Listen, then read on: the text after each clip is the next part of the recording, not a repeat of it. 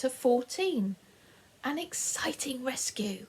The children, Moonface and Silky, went down the crooked streets of the Land of Toys, calling out Old Saucepan Man.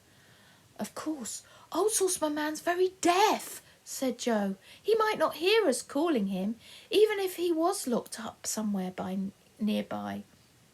They went on again, shouting and calling. The toys, hurrying by, stared at them in surprise.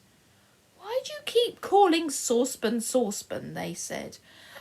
And a well-dressed doll came forward. Are you selling saucepans or something? No, said Joe. We're looking for our friend. Just then, Silky heard something. She clutched Joe's arm. Shh, she said. Listen. Everyone stood still and listened. Then, floating on the air, came a well-known voice singing a silly song. 2 trees in a teapot, 2 spoons in a pie, 2 clocks up the chimney, hi diddly-eye, diddly-eye. It's Saucepan, cried Joe. Nobody but Saucepan sings those silly songs. Where is he? They looked round. There was a toy soldier fort not far off, but of course much bigger than an actual toy fort would be. The songs seemed to come from in there. 2 mince pies on a lamp-post, 2 hums of a bee, 2 shoes on a rabbit, die-diddly-die, diddly-dee. Joe laughed loudly. I never knew such a stupid song, he said. I can't imagine how Old Saucepan can make it up. It's coming from that fort. That's where he's locked up. Everyone looked at the red-painted fort. Soldiers walked up and down it. A drawbridge was pulled up so that no one could go in or out. When a soldier wanted to go over the drawbridge, it was let down and the soldier stepped over it. Then it was pulled up again.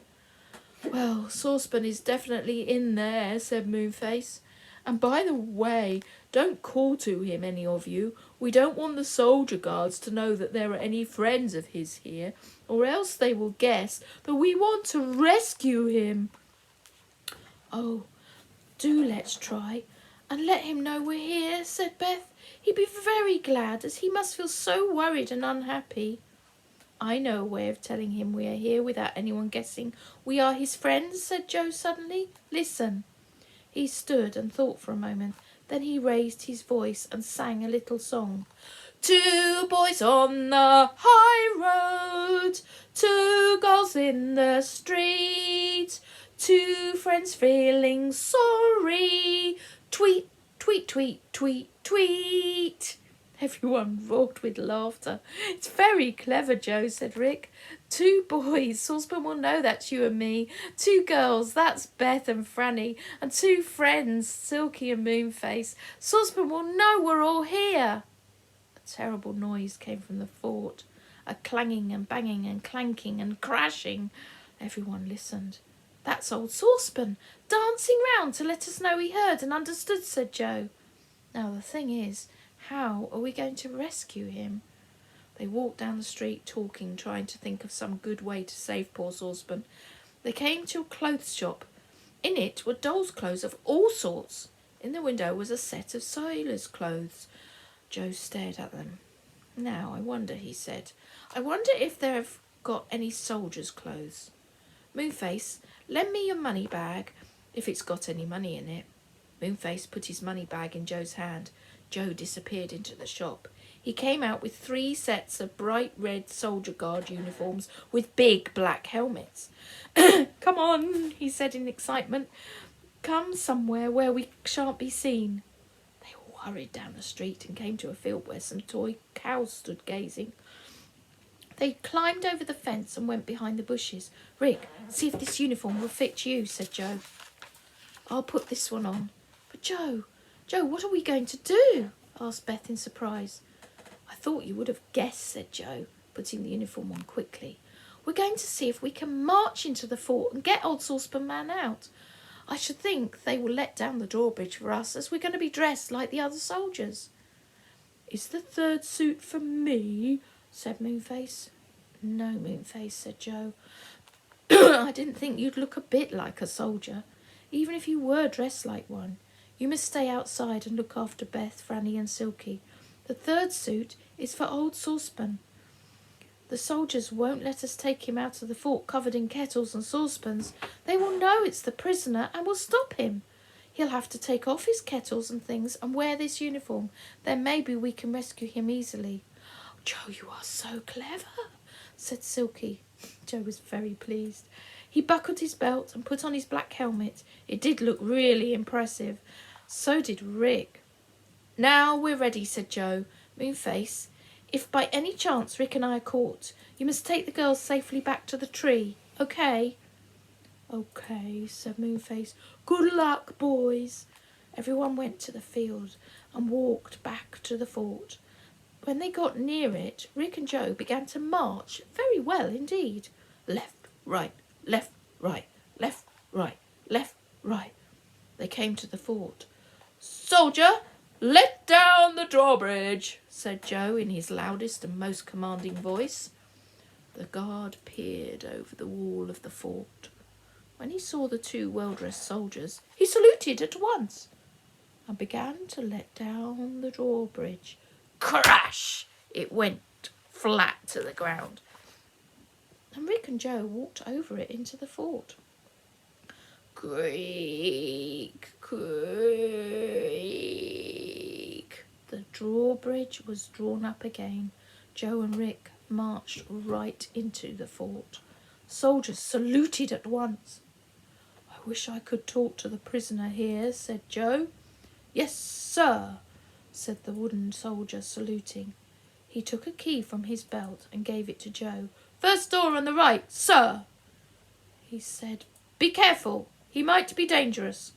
Thanks, good man, said Joe, and marched to the first door on the right. He unlocked it, and he and Rick went in and shut the door. Saucepan was there. When he saw the two soldiers, he fell on his knees. Set me free, begged.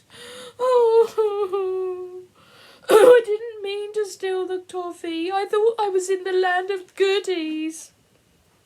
Saucepan, it's us, whispered Joe, taking off his helmet so that Saucepan could see him plainly. We've come to save you. Put on this uniform, quick. But what about my kettles and saucepans, said Saucepan.